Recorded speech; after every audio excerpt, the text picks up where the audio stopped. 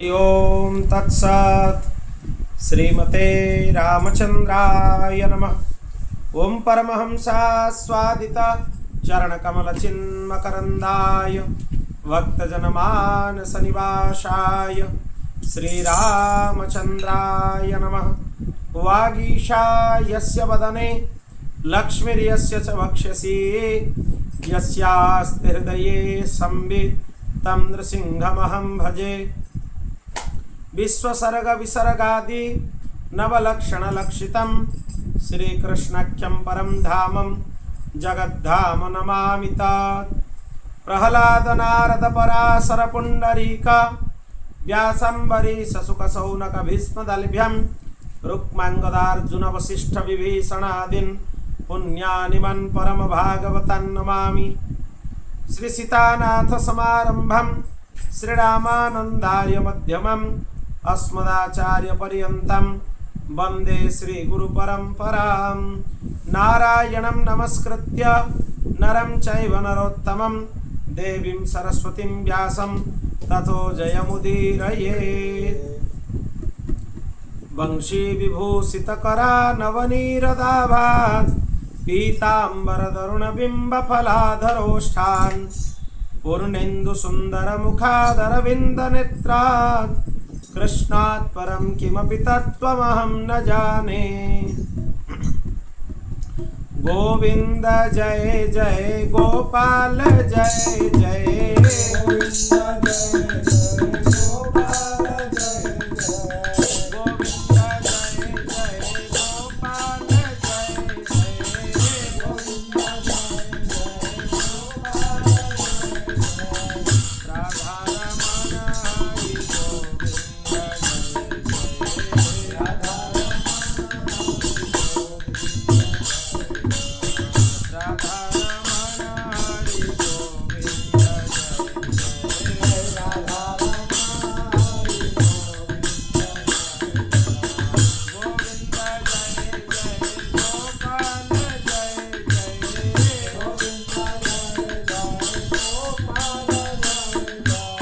गोविंद जय जय गोपाल जय जय गोविंद जय जय गोपाल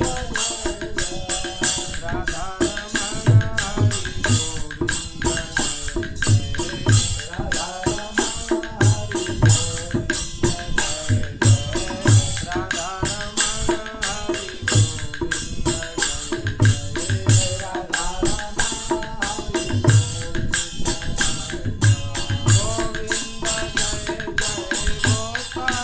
जय गोविंद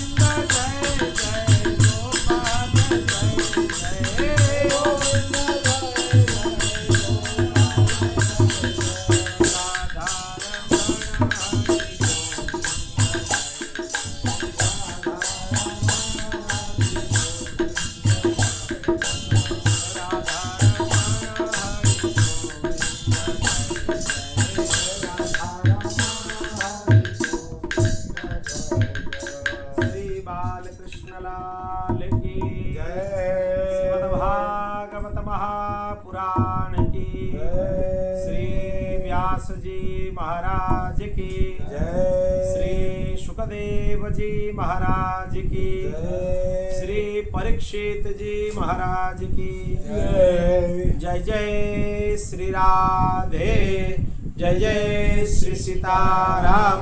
हर हर महादेव निताय गौर हरि बोल। अनंत कोटि ब्रह्मांड नायक परात्पर अखिलेश्वर भगवान श्री बालकृष्ण लाल की महती कृपा करुणा से आज हम श्रीमद् भागवत कथा के सत्र में 19वें दिवस के कथा के सत्र में प्रवेश करेंगे। क्रमशः हम भगवान बालकृष्ण लाल के बाल्य लीलाओं का आनंद ले रहे हैं। भगवान का अवतार का प्रयोजन क्या है? साधारण प्रयोजन सबको पता है, धर्म संस्थापनार्थाय संभवामि, और उसमें भी विनाशाय दुष्कृतम जो दुष्ट हैं उनको विनाश करने के लिए भगवान का अवतार होता है, संत जनों का पालन करने के लिए भगवान का अवतार होता है। ये साधारण अर्थ है, ये सबको पता है। पर भगवत अवतार के विशेष अर्थ क्या है? क्यों भगवान अवतार लेते हैं?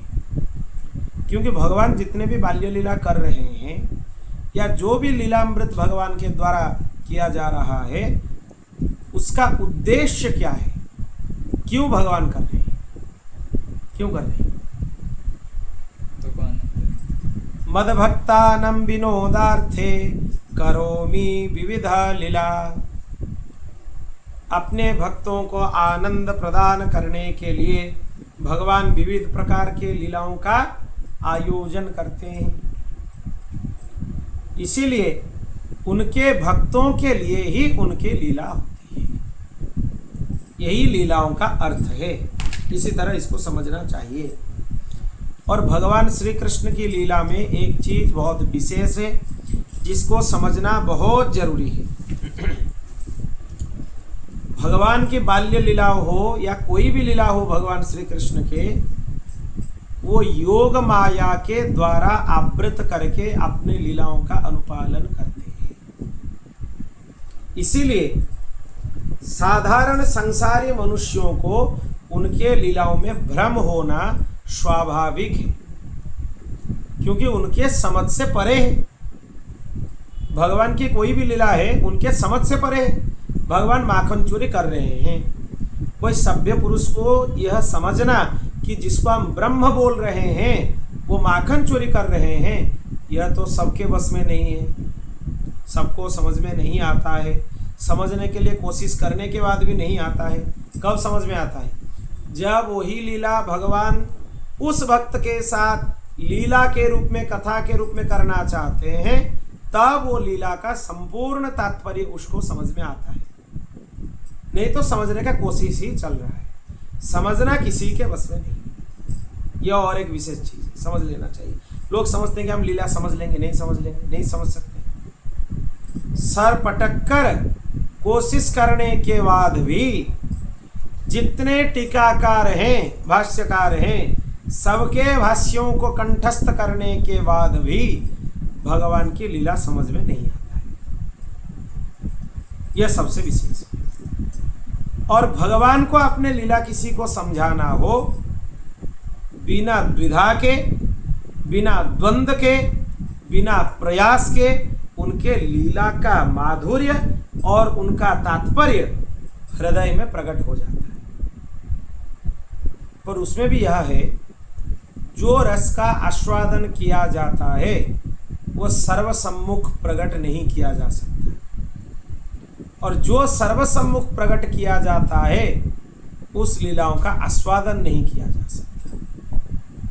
वो एक बहुत बड़ा रहस्य की बात है उसमें। इसीलिए भगवान रहस्यमय है, उनके लीला भी रहस्यमय है। उनके लीलाओं का श्रवण करना और लीलाओं का आस्वादन करना दोनों अलग है। श्रवण तो 99% लोग कर लेते हैं, पर आस्वादन करने के लिए वहां से अनुमोदन चाहिए। कहां से?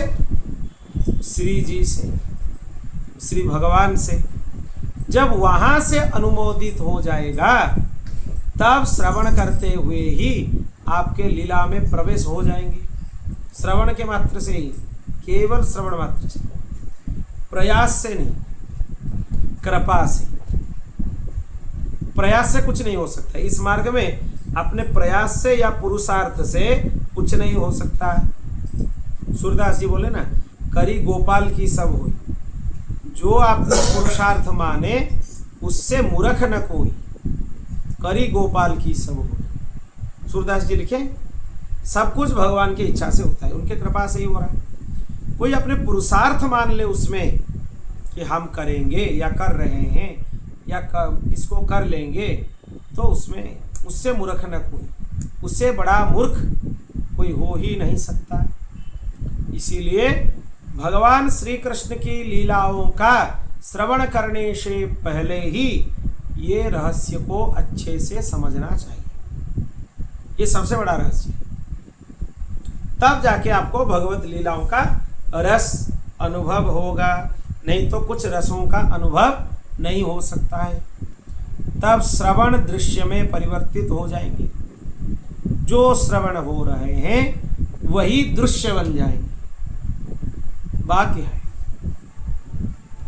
भगवान बहुत सुंदर सुंदर बाल्य लीला करते हैं। इनका कल हम श्रवण किए थे श्लोक का, पर आज इसका विस्तार से चर्चा कर रहे हैं। क्या उदंडता भगवान कर रहे हैं, देखिए। वत्सान मुंचन क्वचिद समये क्रोश संजात हाशः स्तेयं स्वाद्वोत्यतदधिपय कल्पिते स्तेय योगे मरकान् भोक्ष्यन् विभजति सचेन्नाति भण्डं भिनत्ति द्रव्यालाभे सगृह कृपितो यात्युपक्रोश्यतोकात्। बोल बाल कृष्ण लाल की जय। भगवान बछड़ों को खोल देते हैं, जाओ अपने माता से खूब दुग्ध का पान करो। रात में ही बछड़ों को खोल देते हैं। और क्या करते हैं, असमय बछड़ों को खोल देते हैं, तो इसीलिए किसी को दूध भी नहीं मिलता है। बछड़े खूब भरपेट दूध पी लेते हैं। अगर इसमें कोई कुछ बोलता है, उनको टोकता है या बोलता है, क्रोश संजात हाशः, भगवान उसके साथ ताली बजाकर उसकी हंसी उड़ाते हैं कि यह हमें रोक रहा है। खूब हंसी उड़ाते हैं उसकी। दूध दही माखन इनको चोरी करके खाते हैं। खाली इतने नहीं, चोरी के बड़े बड़े हथकंडे भी इनको पता है, जानते हैं। ये चोरी करने का नया नया प्रक्रिया इनको मालूम है, कैसे चोरी करना चाहिए। खाली इतना नहीं है, खुद तो खाते हैं, अपने मित्रों को तो खिलाते हैं, उसके साथ बंदरों को भी खिलाते हैं, बुला बुला कर उनको भी खिला देते हैं। फिर और क्या करते हैं, खाने के बाद मटकी को पटक कर चले जाते हैं। मटकी को भी नहीं छोड़ते, उसको भी फोड़ देते हैं। और कोई छुपा कर रख दे, ताले में बंद कर दे, उसके घर में सोते हुए बच्चों को चुटकी से नोचकर भाग जाते हैं। ऐसे चुटकी से नोचकर भाग जाते हैं भगवान। और क्या करते हैं, बच्चे रोने लगते हैं। कभी कभी जब छींकों के ऊपर रखा जाता है, दूध दही ऊपर रखा जाता है, उसको लट्ठी से तोड़ देते हैं। यह भी करते हैं। और क्या करते हैं, कभी लड़कों को नीचे रखते हुए उनके ऊपर चढ़ जाते हैं। सबसे ऊपर ठाकुर जी होते हैं, नीचे उनके मित्र होते हैं, पास में बंदर होते हैं। एक एक करके ऊपर से नीचे तक खाते जाते हैं। वहाँ पे कोई नई गोपी आई तो उसको उनकी सास समझा देती है कि देखो यहाँ पे एक बालक है कन्हैया, उससे सावधान रहना। उससे अगर तुम्हारे नेत्र मिल जाएं तो तुम किसी लायक नहीं रहोगे, किसी लायक नहीं रहोगे। एक बार नेत्र मिल जाए तो सब कुछ बर्बाद हो जाएगा, लुट जाओगे, पूर्णतया लुट जाओगे। यह अवस्था है। एक नई गोपी आई थी, उसकी नाम है प्रभावती। प्रभावती का चरित्र सर्वविदित है, सबको पता है। वो प्रभावती एक दिन सोची कि ये बालक कन्हैया ये क्या है, हम इसको सबक सिखा देंगे। भगवान उसी समय निर्णय ले लिए, आगे चोरी प्रभावती के घर में ही करना है, दूसरे कहीं नहीं। तो प्रभावती एक दिन अपने घर की जो बाहर की खिड़की है उसको बंद करके पानी लेने के लिए यमुना जी चली गई। यहाँ भगवान सब उसके मित्रों को वहाँ से लेकर, सब मित्रों को लेकर वहाँ पे चढ़ गए, पीछे के द्वार से आ गए। फिर सब खा लिए, खूब भरपेट माखन खाए, मटकी फोड़ दिए। फोड़ देने से जो मक्खन है वो नीचे गिर गए, इधर उधर पूरा हो गए। प्रभावती जब घर में आ गई, द्वार के कपाट खोल दी, क्या हुआ, तुरंत उसके पैर मक्खन के ऊपर आ गए, पैर फिसल गए और उसके साथ उसके पास पानी था, पानी गिर गई। पानी और मक्खन जब एक साथ मिल जाए तो कितने अच्छे से लोग फिसलते हैं, सबको मालूम है। प्रभावती फिसलती गई, बार बार फिसलती गई। भगवान उसको बाहर से चिढ़ाकर भाग गए। देखिए कि प्रभावती की यह हालत है। फिर भगवान वहाँ से खूब अच्छे से उसको चिढ़ाकर भाग गए। फिर प्रभावती सोचने लगी, ठीक है, इस बार तो मुझे ये हालत करके तुम चले गए, अब के बार आओ, तुम्हें सबक सिखाते हैं। भगवान बोले ठीक है, फिर अब की बार हम आएंगे, पर तुम हमें नहीं सिखाओगे, हम तुम्हें सिखाएंगे। देखना क्या करेंगे अब की बार। अब की बार प्रभावती छुप कर देख रही है और एक लट्ठी भी हाथ में पकड़कर खड़ी है। भगवान उसी तरीके से आए, अपने मित्रों के साथ आए, सब लोग एक के ऊपर एक चढ़ गए, सबसे ऊपर कन्हैया। फिर क्या हुआ, जब प्रभावती लठ लेकर आ गई सामने, नीचे से जितने पिरामिड थे, जितने मित्र थे, सब नीचे से कन्हैया को छोड़कर भाग गए। कन्हैया मटकी को पकड़कर लटक गए ऊपर। बोल बाल कृष्ण लाल की। भगवान बोले कि पहले मुझे ऊपर से नीचे उतारो।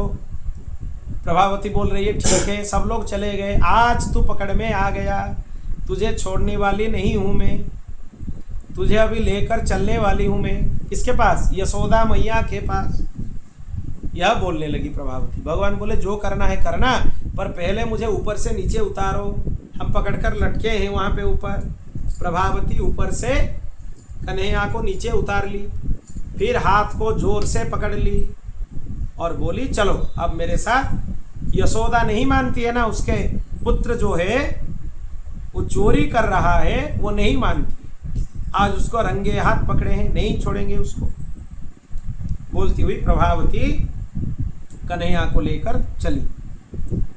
फिर जब आगे चली, बीच में बड़े बूढ़े सब बैठे थे, उसमें बड़े लोग बैठे हैं तो घूंघट डालना होगा उसमें सामने। फिर वो घूंघट डाल दी पूरा यहाँ तक। गांव में तो सब यहाँ तक घूंघट डालते हैं। फिर उसमें कुछ दूर आगे जाने के बाद कन्हैया देखे कि इसके देवर जो कि थोड़े कन्हैया से उम्र में बड़े हैं, वो वहाँ से आ रहे थे। कन्हैया उनको इशारा किए इधर आ जाओ। फिर प्रभावती को कन्हैया बोले देखो प्रभावती, तुम एक हाथ को मेरे पकड़ी हो, अभी तक मेरे हाथ दुख रहे हैं, थोड़ा हाथ बदल लो, इस हाथ को छोड़कर दूसरे वाले हाथ, उल्टा हाथ को पकड़ लो। प्रभावती को बोल दिए। फिर प्रभावती जब ये हाथ छोड़ दी, भगवान उसके देवर के हाथ उसके हाथ में पकड़ा दिए, खुद भाग गए। बोल बाल कृष्ण लाल की। उसके वहां तो घूंघट था, उसको पता नहीं चला किसका हाथ पकड़ी है। वो अपने देवर को खींचती हुई ले गई यशोदा मैया के पास। और कन्हैया जाकर घर में सो गए थे, सोने का अभिनय कर रहे थे। जब प्रभावती जाकर पहुंची, आवाज लगाई यशोदा, अरे यशोदा आ जाओ, देखो आज तुम्हारे कन्हैया को मैं रंगे हाथ पकड़कर लाया हूं। तब यशोदा मैया बाहर आ गई। फिर बोली क्या, मेरा कन्हैया तो घर में सोया हुआ है। अरे तुम तुम्हारे देवर को पकड़ के ले आई हो, यह मेरी कन्हैया नहीं है। जब वो घूंघट उतार कर क्या, अरे ये निठल्ला कहाँ से आ गया, निकम्मा कहाँ से आ गया मेरे हाथ में, मैं तो कन्हैया को लेकर आ रहा था। तब प्रभावती को देखकर कन्हैया थोड़ा अपने अंदर से आ गए, सोने का अभिनय कर रहे थे। फिर मैया के पल्लू के नीचे थोड़ा ऐसे देखने लगे, अरे मैया क्या हुआ, मुझे क्यों आवाज़ लगाई। मैया बोली देखो ये प्रभावती कितने झूठी है, तुम्हारे नाम में झूठी बोल रही है। क्या बोल रही है, ना कन्हैया को मैं पकड़कर लेकर आई हूँ, देखो कन्हैया तो घर में। प्रभावती को बहुत लज्जा हुआ, क्या करे। भगवान ऐसे ऐसे बहुत बड़े बड़े उधम मचाते हैं। कभी दूसरे किसी के घर में गए थे, वो गोपी जो थी वो थोड़ा कन्हैया से बहुत ज़्यादा चिढ़ती थी। भगवान क्या किए, उसके घर में मक्खन सब खा लिए, सब पा लिए, बंदरों को खिला दिए, फिर अपने मित्रों को खिला दिए।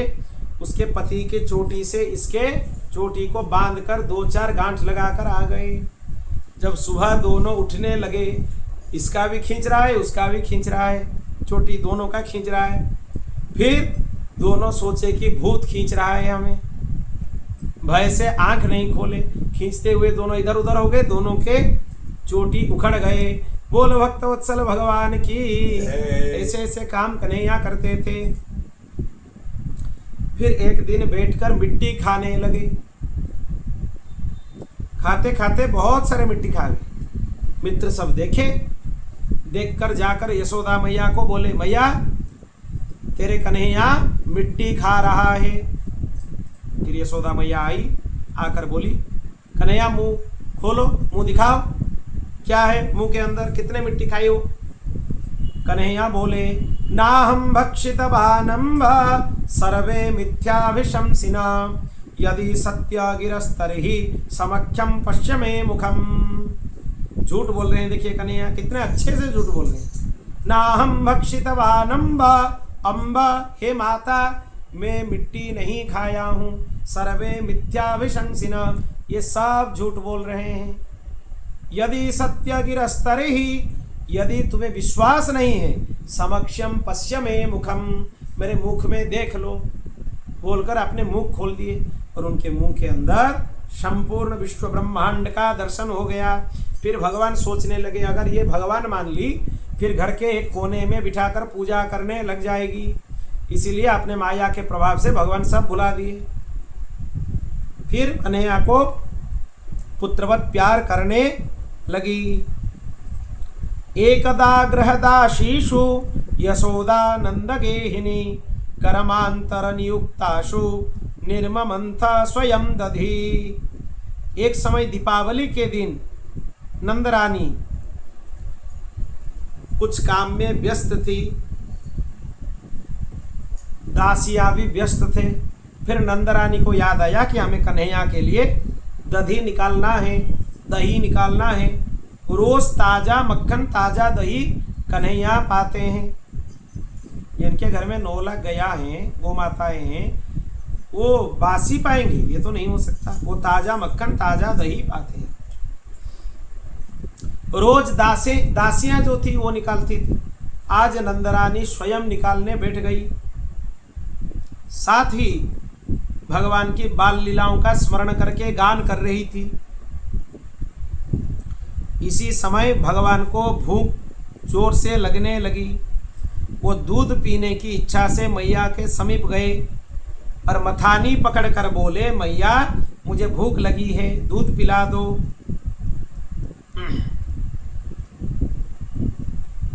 मैया लाला को गोद में उठाकर दूध पिलाने लगी। दैवी योग से चूल्हे पर चढ़ा हुआ दूध उबलने लगा। दूध सोचने लगा, देखो हमें तो कन्हैया अभी भोग नहीं लगाएंगे क्योंकि माता की दूध पा रहे हैं। इसी कारण जीकर अभी फायदा ही क्या है। दूध आत्महत्या करने के लिए वो कटोरे से बाहर आ गए, इसीलिए बाहर आ गए, उबलने लगे दूध। फिर मैया उसी अवस्था में लाला को छोड़कर बेग से दूध उतारने के लिए चली गई, नहीं तो दूध बाहर आ जाएगी सब। लाला को बहुत जोर से क्रोध आया कि मुझे छोड़कर मैया दूध के पीछे चली गई, आज हम नहीं छोड़ेंगे। दांतों से कोट दबाकर कन्हैया गुस्से से सब पुराने दही की जितने मटकी थे सबको फोड़ डाली और झूठ मूठ कर रोने लगे, अंदर चले गए। यशोदा दूध उतार कर जब बाहर आई, सब देखी कि जितने मटकी थे सब फूट गए हैं। फिर यशोदा को बहुत जोर से गुस्सा आया।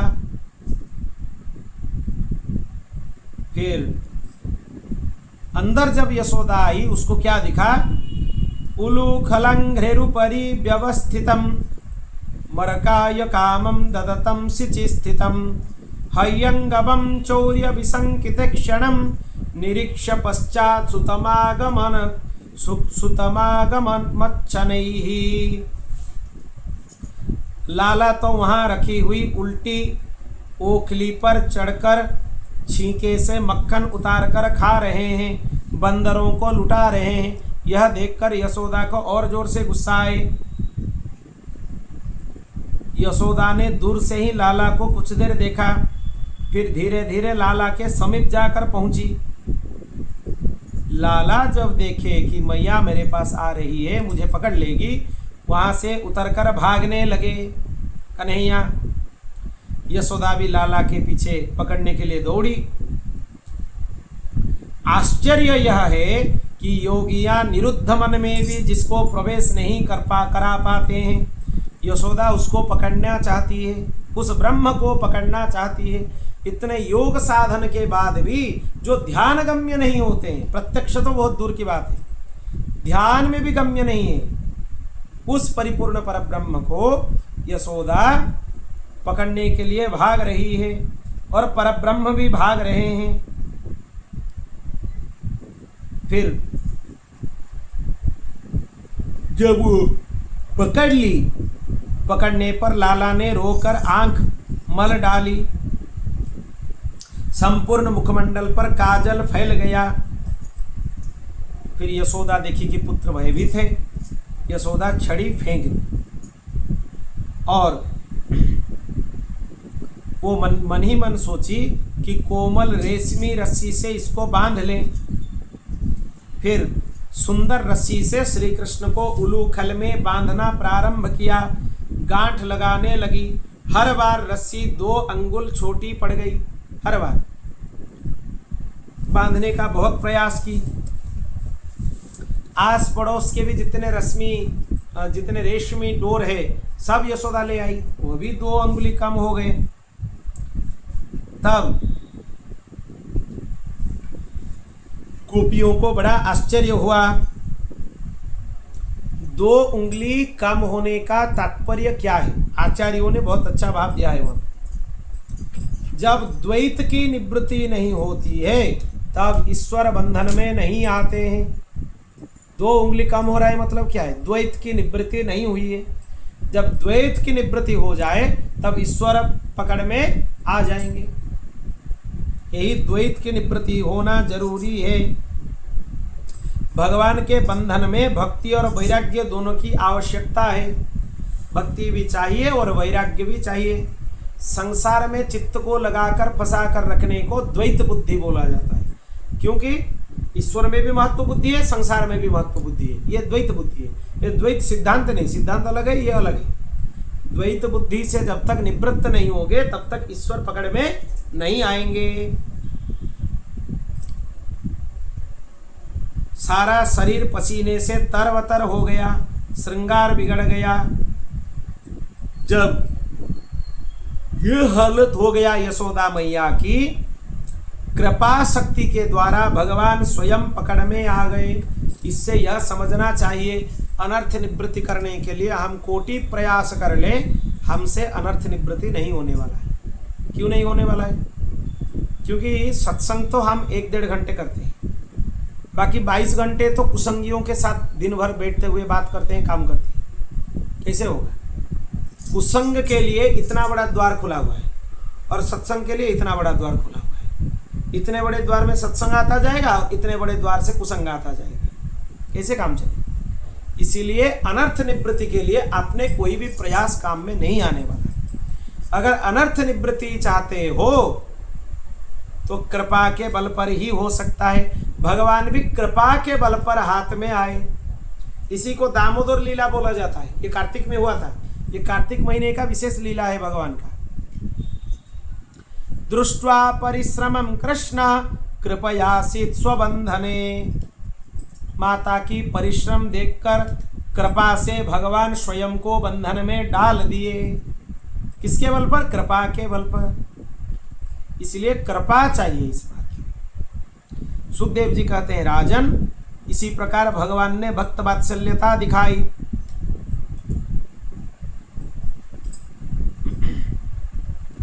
यशोदा की भाग्य ही क्या है देखिए।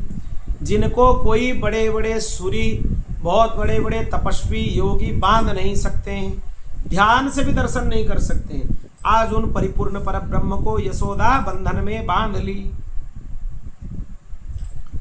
और एक विलक्षण बात है, जो भगवान सबको बंधन से मुक्त करते हैं, यशोदा उन बंधन से मुक्त करने वाले ब्रह्म को बंधन में बांध ली। यह भी विलक्षणता है। यशोदायाः परम नास्ति देवता चेति में मति, यस्या उलुखले बद्धो मुक्ति दो मुक्तिमिच्छति। यशोदा इस प्रकार श्री कृष्ण को उलुखल में बांधकर कामकाज करने लगी।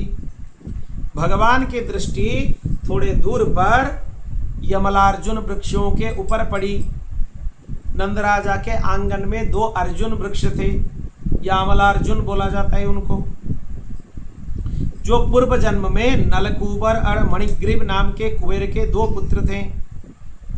वो एक बार उदंडता करके स्नान कर रहे थे, नारद जी उधर से निकल रहे थे।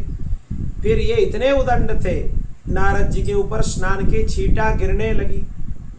तब नारद जी इनको अभिशाप दिए कि तुम वृक्ष योनि में चले जाओ, जड़ के जैसे काम कर रहे हो इसलिए जड़ बन जाओ। पर नारद जी किसी को अभिशाप दे और उसका अकल्याण हो, यह हो नहीं सकता। वृक्ष तो बने, पर कहाँ बने? नंद नंदन के आंगन में बने, नंद भवन के आंगन में बने, और वह भी बाल कृष्ण लाल के द्वारा मुक्त होने वाले। यह साधारण विषय नहीं है। इसलिए वो यामलार्जुन वृक्ष के बीच में उलूखल को खींचते खींचते बीच से होकर भगवान निकल गए। उलूखल टेढ़ा हो उन वृक्षों में अटक गया।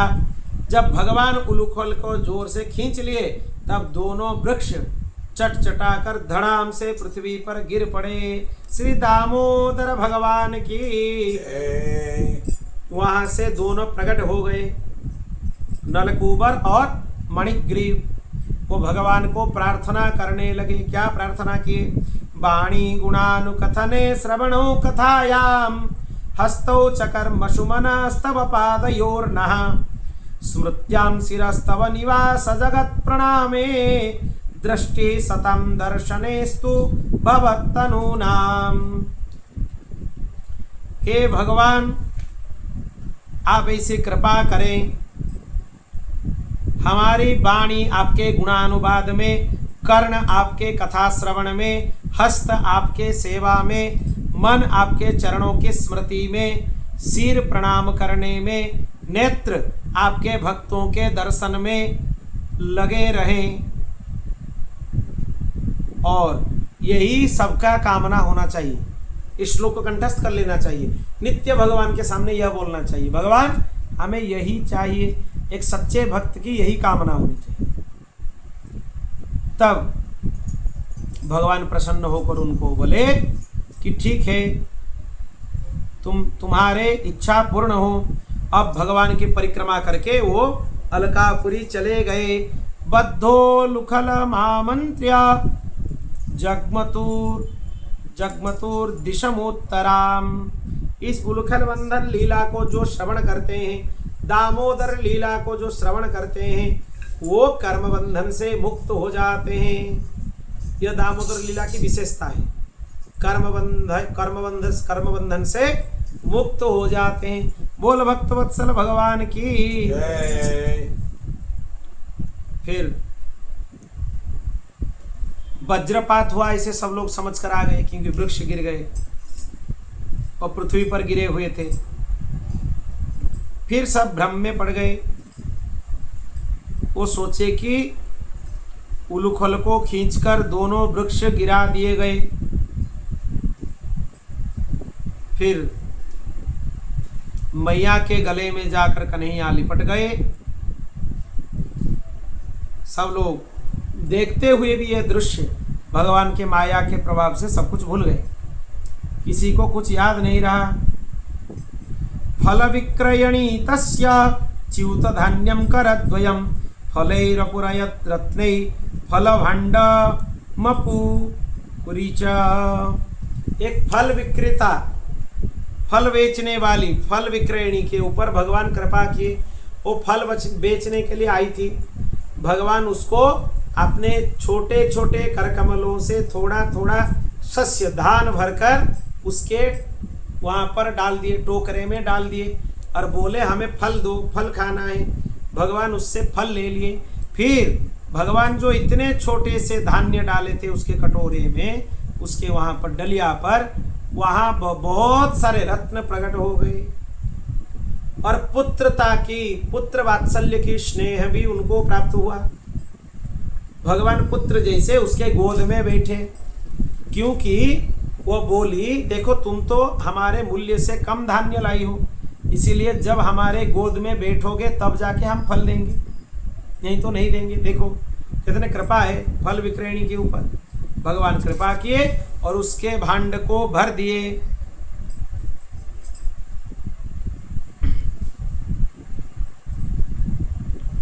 अब एक दिन नंद आदि वृद्ध ब्रज की समस्याओं पर विचार किया। वो लोग बोले कि देखो यहाँ पर रोज राक्षसों का उत्पात होता रहता है, इसीलिए हमें अन्यत्र चलना चाहिए। कहाँ चलना चाहिए? वनम वृंदावनम नाम पसव्यम नवकाननम।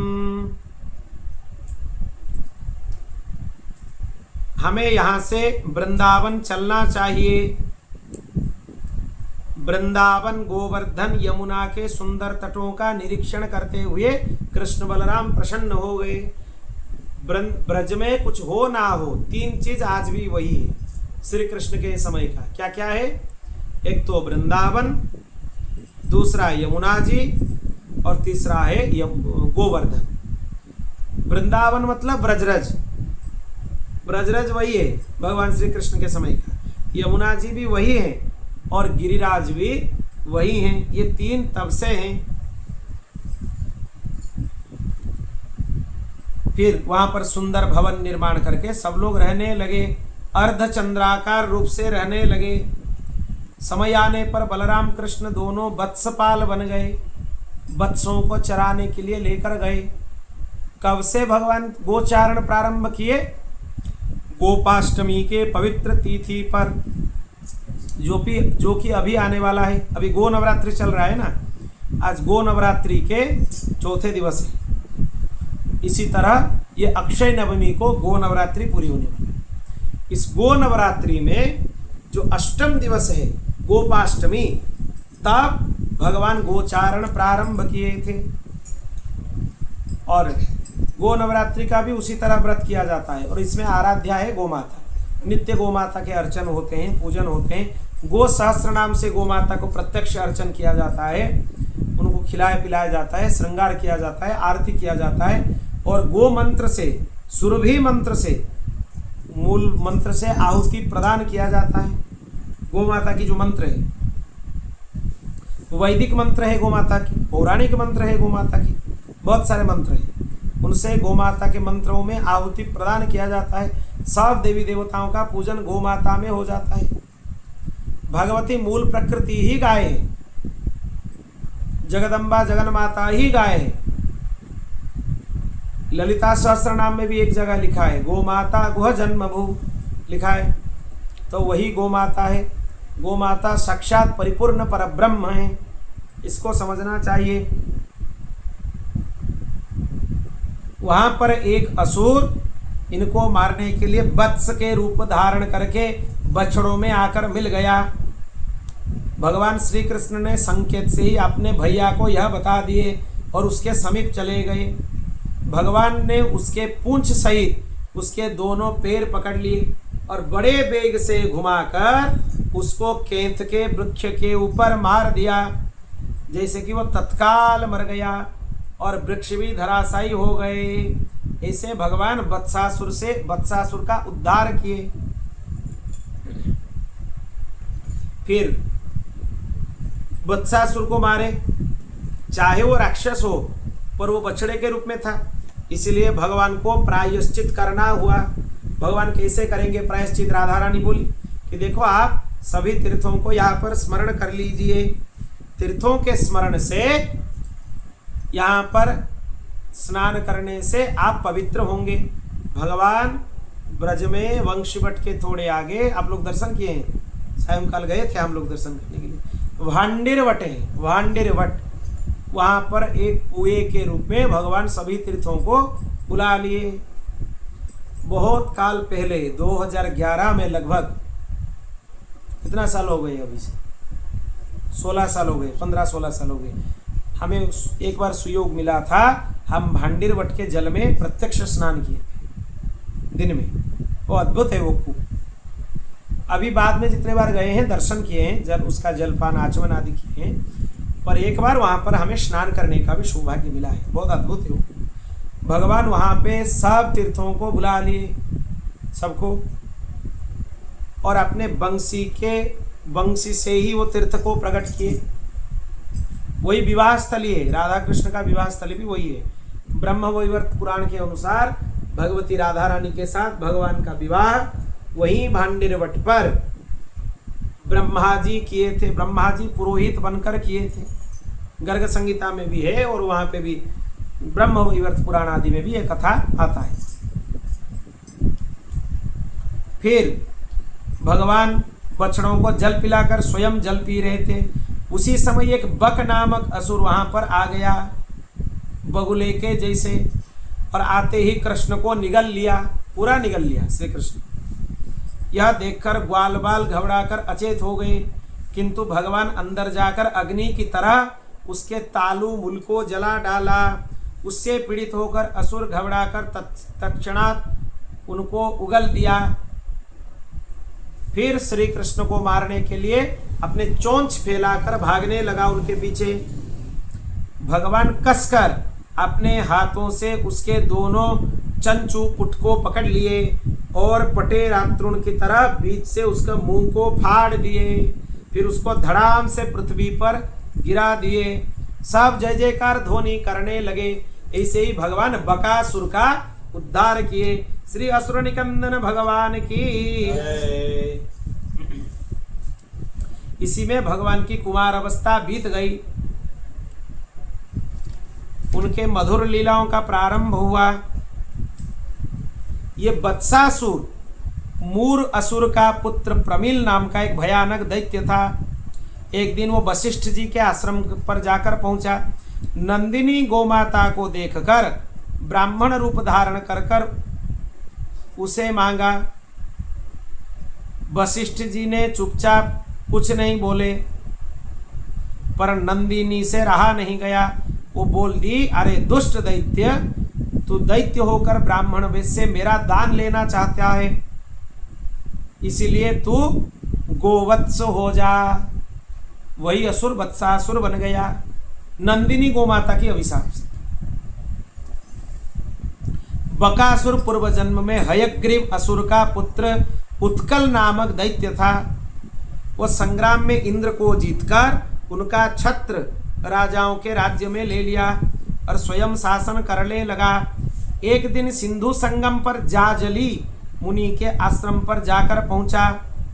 वहां जल में से बंसी के द्वारा मछलियों को खींचकर खाने लगा।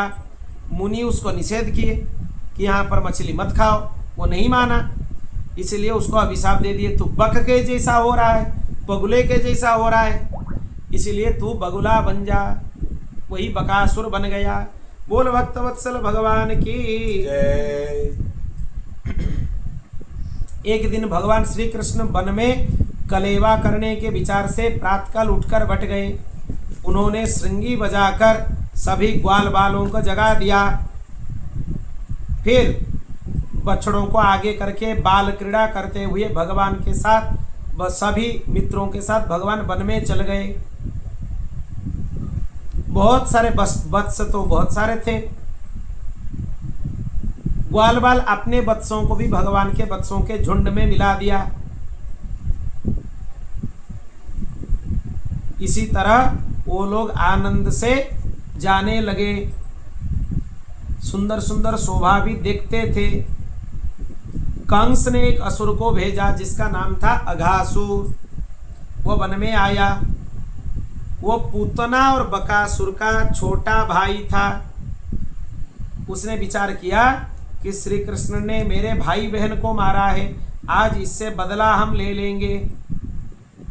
यह विचार कर वो अघासुर एक बड़ा अजगर का रूप धारण करके श्री कृष्ण को निगलने के इच्छा से मुंह फैलाकर मार्ग में लेट गया। लोग सोचने लगे कि ये गुफा है, वो गुफा के जैसे अपने मुंह को खोल कर रखा है। यह सब लोग गुफा समझकर उसके मुंह में प्रवेश कर गए। फिर सबको निगल लिया। जब श्री कृष्ण को अंत में निगलने के लिए वो प्रयास किया, तत्क्षणात भगवान उसके मुंह में घुस गए और उसके मुंह में घुसकर उसके मुंह को चीर कर 2 खंड में विभाजन कर दिए। फिर अघासुर का भी भगवान उद्धार कर दिए, उसके प्राणवायु उड़ गए। बोल भक्तवत्सल भगवान की जय। यह पूर्व जन्म में शंखासुर का पुत्र था। अघासुर इतना सुंदर था कि इससे कामदेव जैसे प्रतीत हो रहा था। एक दिन ये अष्टावक्र मुनि को देखकर हंसने लगा, कि अष्टावक्र थोड़ा टेढ़े होकर चलते थे। उनका परिहास किया, इसीलिए मुनि उसको अभिशाप दे दिए, तू भी टेढ़ी गति वाला कुरूप सर्प हो जाएगा। जा, भगवान जब तेरे उदर में प्रवेश करेंगे तब तुझे सर्प योनि से मुक्ति मिलने वाला है। बोल भक्तवत्सल भगवान की जय। ऐसे भगवान बहुत सारे लीला करने लगे। फिर एक दिन भगवान अपने मित्रों के साथ यह चिंतन किए कि सब लोग अपने घर से कुछ खाद्य पदार्थ लेकर आना, हम सब साथ में पाएंगे। फिर भगवान क्या किए, सबके यहाँ से जो प्रसाद घर से लाए थे पाने लगे। किसी किसी के मुंह के अंदर से खाने लगे, दूसरे के झूठे खाने लगे। तो उसको ब्रह्मा जी देखकर मोह में फंस गए। उनको लगा ये कैसा ब्रह्म है, सबके झूठन खा रहा है। फिर परीक्षा करने के लिए सभी गोप बालकों को और जितने वत्स थे सबको चुराकर ब्रह्मा जी ले गए। और श्री कृष्ण 1 वर्ष तक, 1 साल तक सब ग्वाल बाल और जितने बछड़े थे सबके रूप धारण करके रहने लगे।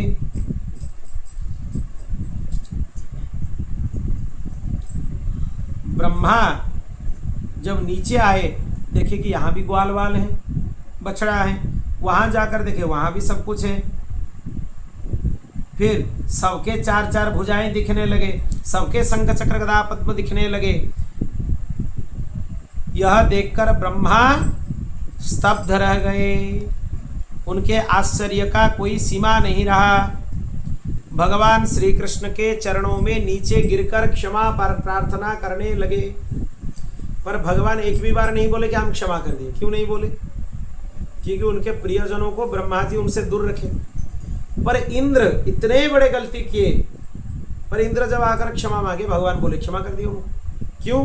क्योंकि इंद्र जो गलती किए उसके द्वारा उनके प्रियजन उनके साथ रह गए, 7 दिन तक रह गए।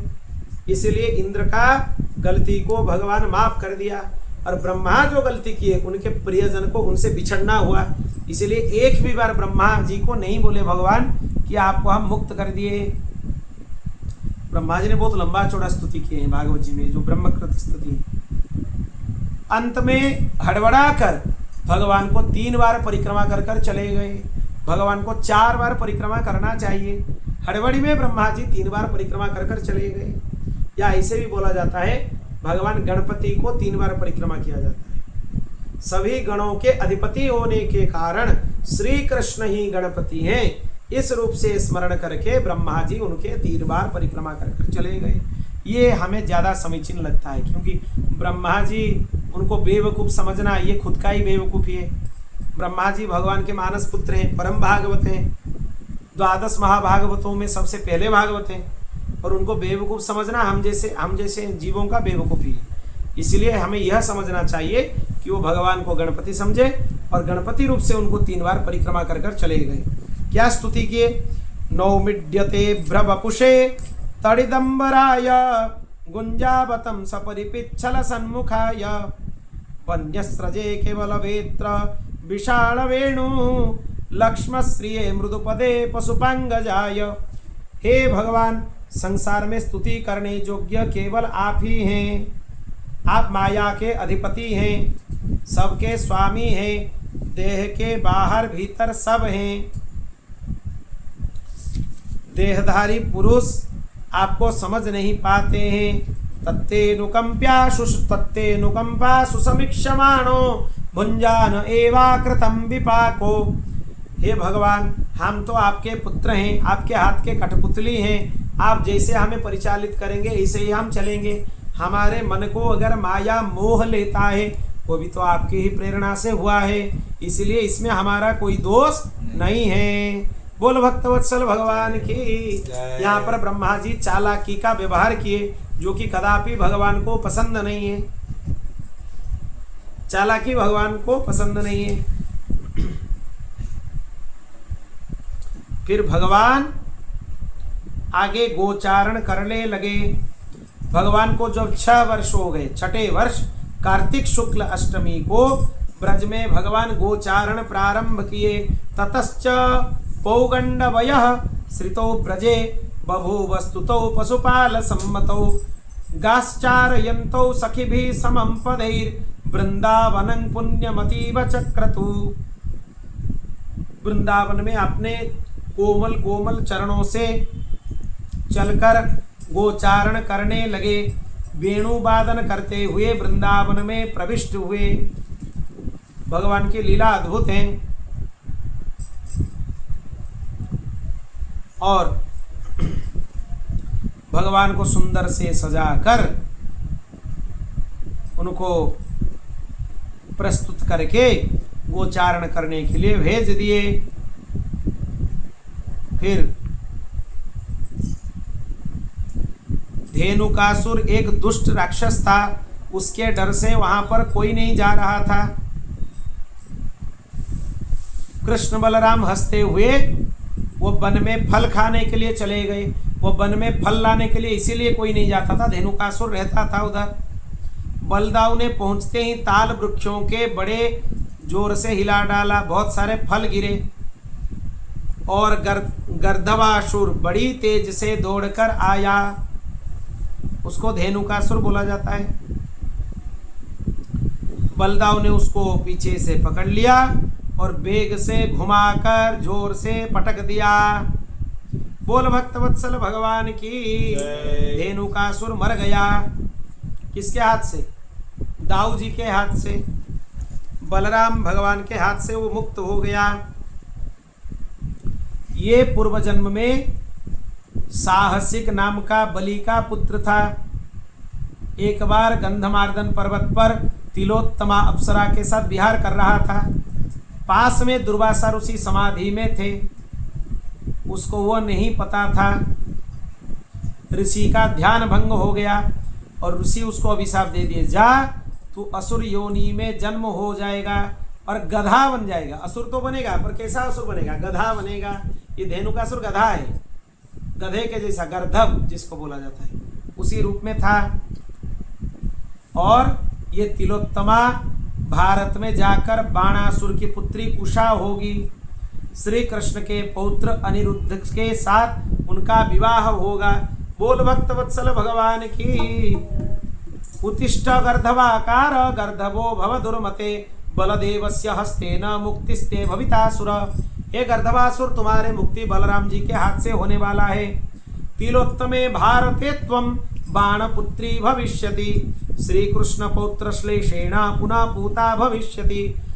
और उनके पत्नी तिलोत्तमा जो थी, जो अप्सरा थी तिलोत्तमा, वो वहां पे बाणासुर की पुत्री उषा बन गई, जिनका विवाह श्री कृष्ण के पुत्र शाम्ब से हुआ, अनिरुद्ध से हुआ। पौत्र शाम्ब का पुत्र प्रद्युम्न जी का पुत्र है। प्रद्युम्नाय अनिरुद्धाय। हाँ, प्रद्युम्न जी का पुत्र है अनिरुद्ध। तो प्रद्युम्न का पुत्र मतलब भगवान का पौत्र, उनके साथ विवाह हुआ। भगवान श्री कृष्ण ने कालियनाग के विष से दूषित हुआ जमुना जल को देखकर उसके शुद्धि करने की इच्छा से कालिय नाग से भिड़ पड़े, वो जल को विषाक्त कर कर रखी थी। भगवान बच्चों के साथ गेंद खेल रहे थे, बहाना करके गेंद को यमुना जी में फेंक दिए। फिर एक कदम के वृक्ष के ऊपर चढ़कर यमुना जी के अंदर छलांग लगाए। वहां पर प्रश्न आता है कि यमुना जी तो विष से भरी हुई थी, वहां पर एक घास भी नहीं उग रही थी, तो इतना बड़ा वृक्ष कैसे रहा? वो वृक्ष पहले से था।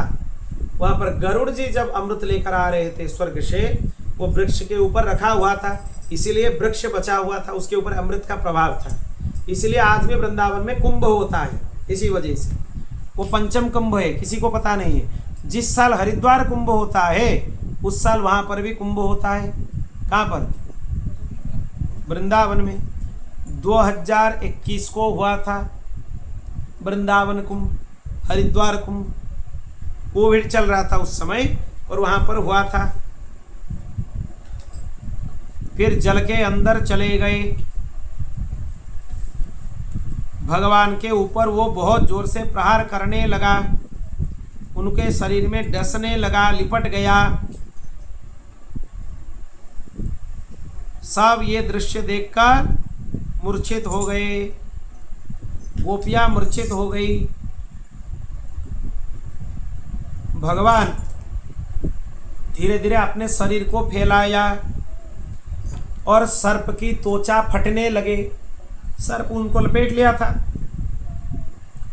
फिर भगवान उसके मस्तक पर चरणों से प्रहार करके, नृत्य करके उसके ऊपर उसके शरीर को क्षत विक्षत कर दिए, फणे फट गए।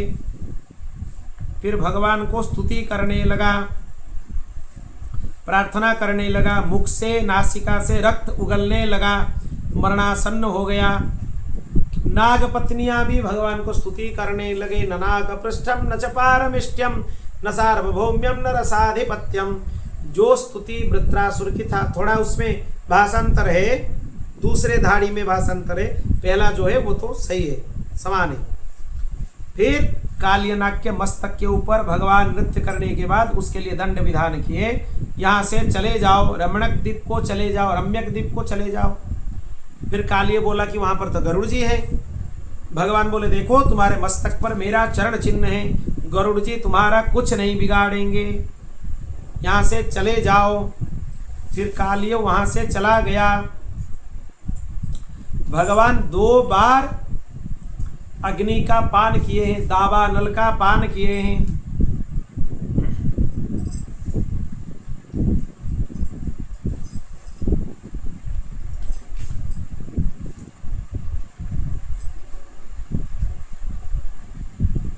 उस उपलक्ष्य में वहां पर क्या हुआ? रात्रि को दैवात वन में भीषण अग्नि लग गई, चारों ओर से गोपों को घेर लिया, सब त्राही त्राही करने लगे।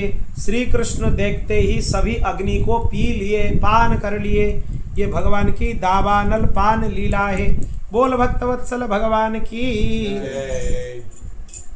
फिर आगे कल हम ग्रीष्म ऋतु, शरत ऋतु और बाकी ऋतुओं का वर्णन करेंगे। भगवान की मधुराति मधुर लीलाओं का वर्णन करेंगे। भगवान कैसे चीर हरण किए, फिर रास पंचाध्याय की भूमिका कैसे आई, रास पंचाध्याय में भगवान क्या क्या लीला किए, आदि विषय हम कल के कथा के सत्र में आलोचना करेंगे। बोल भक्तवत्सल भगवान की। श्री कृष्ण गोविंद हरे मुरारे, हे नाथ नारायण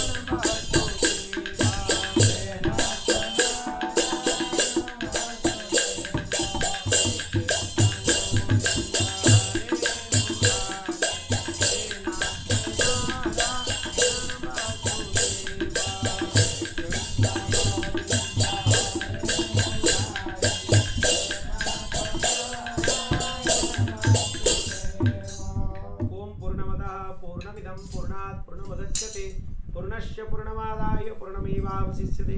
हरि ओम शांति शांति शांति। श्री कृष्णार्पणमस्तु।